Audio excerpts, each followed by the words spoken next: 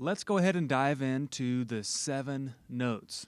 So, what 7 notes are we talking about? Well, let me give you a little bit of an overview and it'll make a little more sense. All right? So, first, we're actually going to talk about the 7 different notes in the major scale, which create 7 different feelings. And then we're going to talk about why it's essential for us to know this. Why it's actually one of the most important things you'll ever learn in your guitar playing. So, number 2, we're going to learn about where these 7 notes are in major scale pattern 1, which you already know.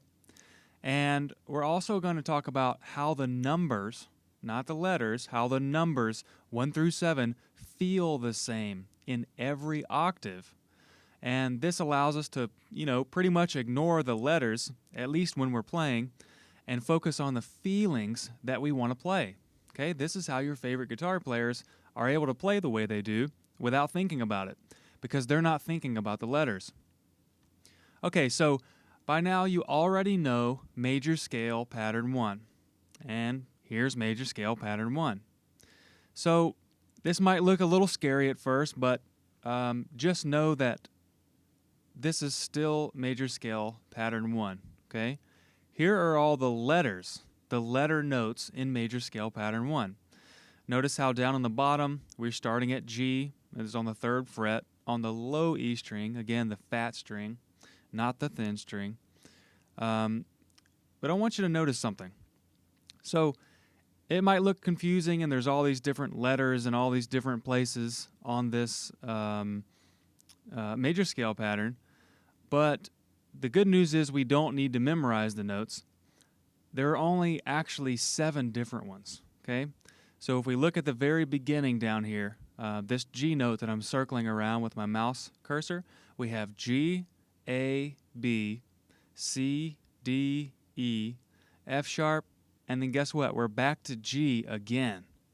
So what we just did was complete the first octave, or if we would have played these notes, we would have played the first octave.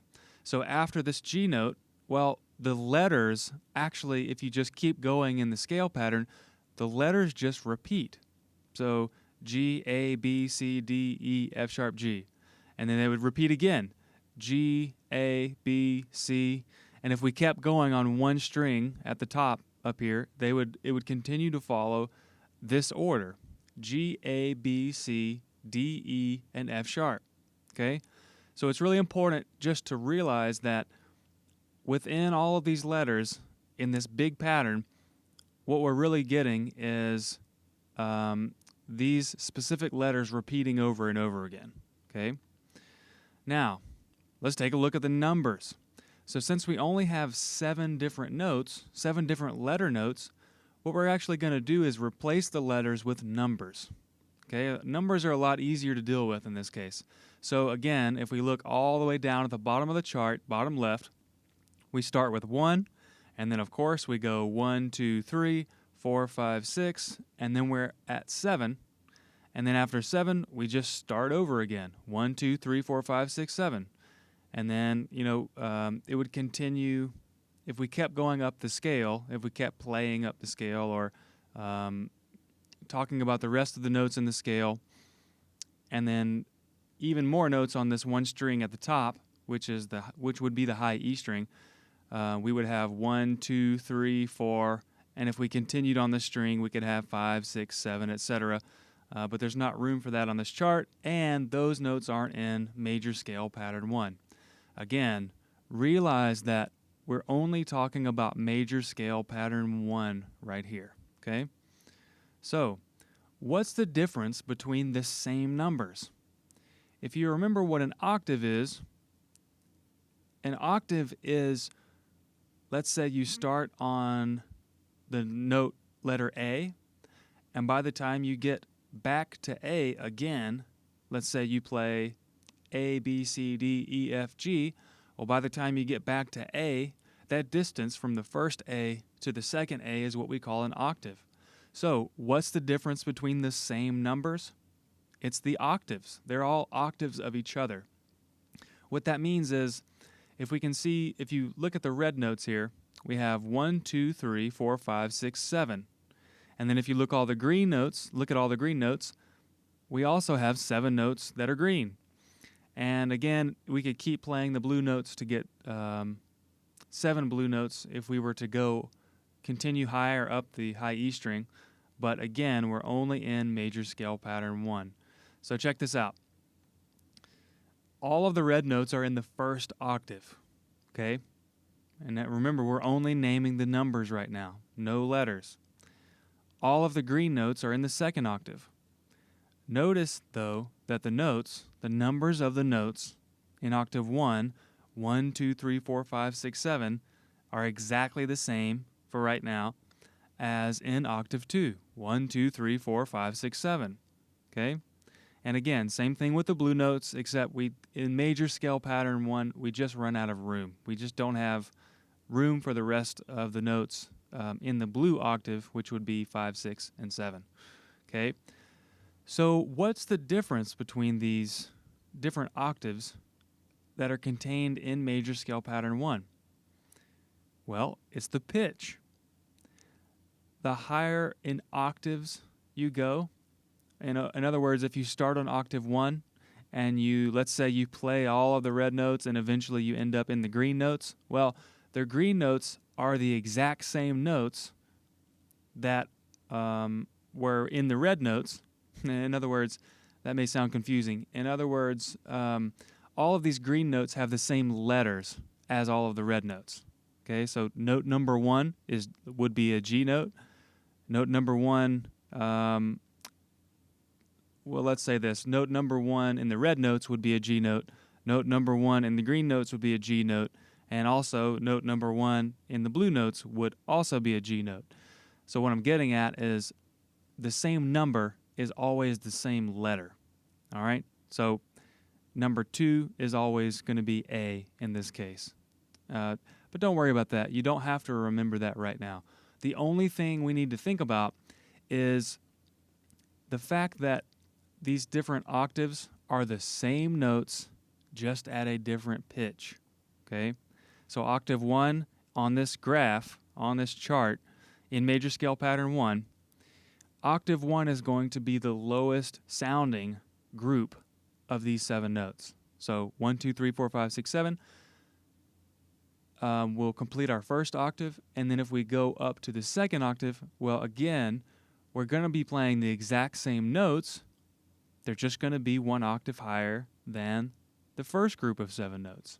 And then, of course, we could keep going up higher in pitch to the blue notes, but again, we're repeating the exact same notes.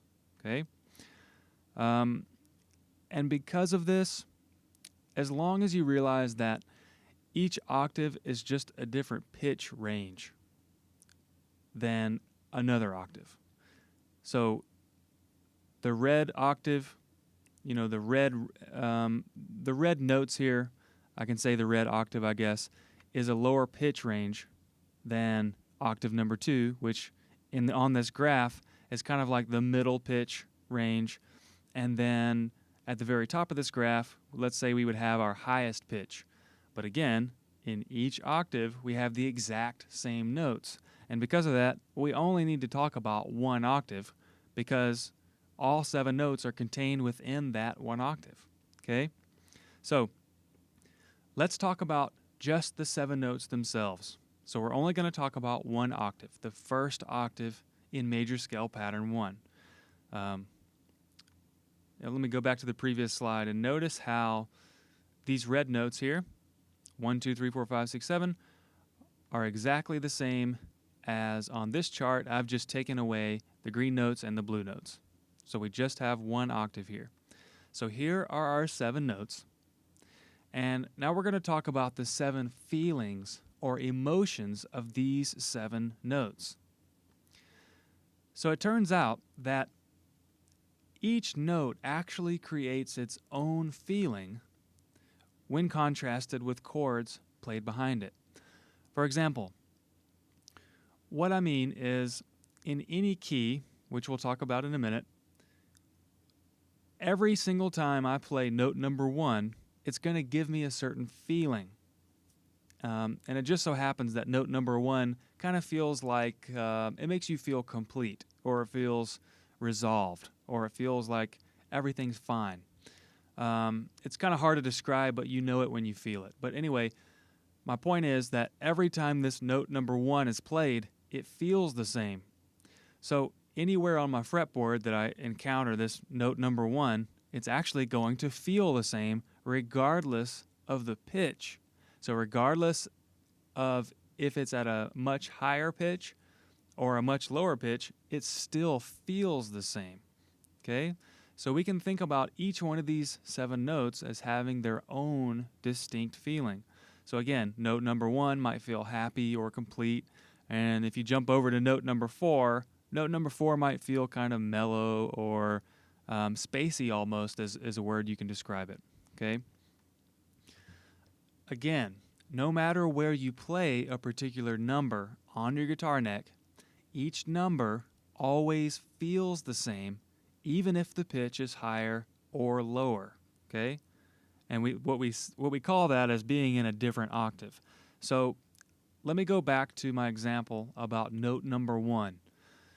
In this case, if you started major scale pattern 1 on the 3rd fret on the low E string, the fat string, note number 1 would actually be a G note. Now, you already know that there are more than one G note, or there is more than one G note on your guitar neck, right? Well, it just so happens that, yes, it is useful to know where those G notes are, but even if you didn't, anytime you came across a G note on your guitar, even if you weren't looking at your fretboard, if you know what note number 1 feels like, you're going to know when you come across a G note because you know how it feels. And that may sound a little strange right now, but that's something, again, that's a skill that you can learn, and it's a skill that you will be learning throughout this program. All right, so let's keep going. So again, we already talked about, that no matter where you play the same number on the fretboard, it always feels the same. So note number 1 always feels like note number 1. Note number 4 always feels like note number 4. And then the same is true for all of the other the numbers. So here's what's really interesting. The 7 notes are all there is on your guitar neck. In any key, which again we'll talk about a little bit later, but anytime you're playing your guitar, you're probably going to be playing in one key at any time, at any particular time, or at any one time rather.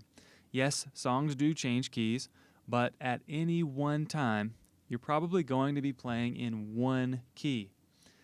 And within one key, like I said, we'll talk more about keys in a minute, but within one key, there are 7 notes. And those 7 notes are all there is. All there is on your guitar neck. They just repeat in different areas on your guitar neck. Okay, so if you know the 7 feelings, well, you can really start to play almost anywhere on the guitar neck without even really knowing what you're doing, as long as you know what the notes feel like. So we'll talk more about that a little bit later. But anyway, so the 7 notes are all there is on your guitar neck. All you have to do is master when, which is what we call rhythm, and how you want to play each of those 7 notes. And how you play is what we call phrasing. So the framework that we're building right now is actually your roadmap.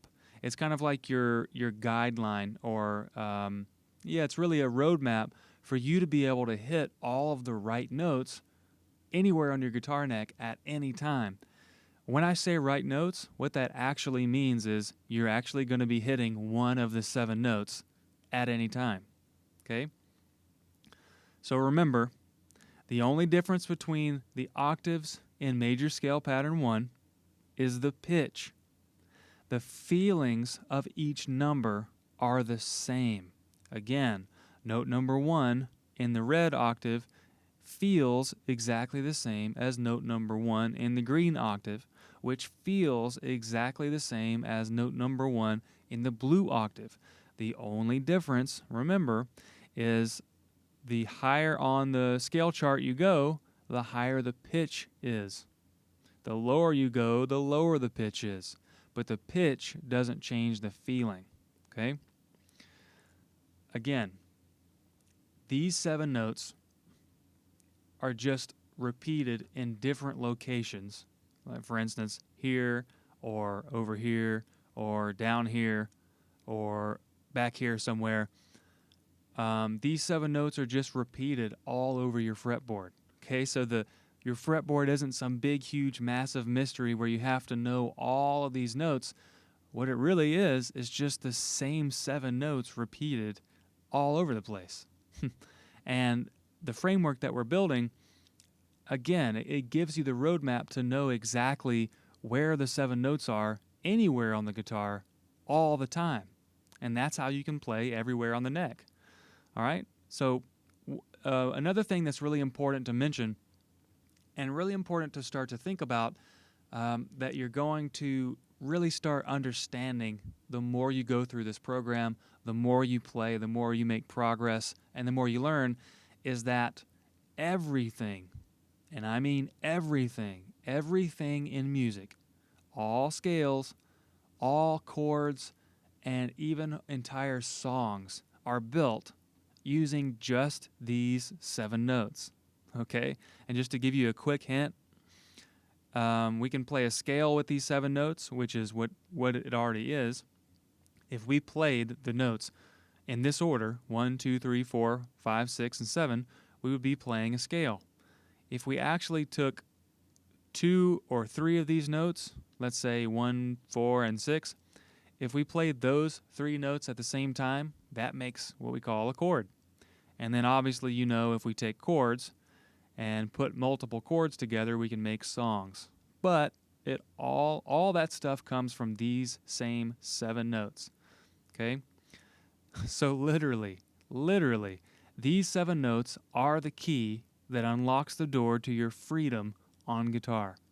It's really, really important to go back and review this training and kind of review what we talked about, the 7 notes, and the more you learn about the scales, the more scale patterns you learn, the more these 7 notes are going to make sense, and the more you're going to be able to feel the different numbers that are in the scale patterns, okay? So come back periodically and review this particular lesson, but for right now, just go ahead and continue on.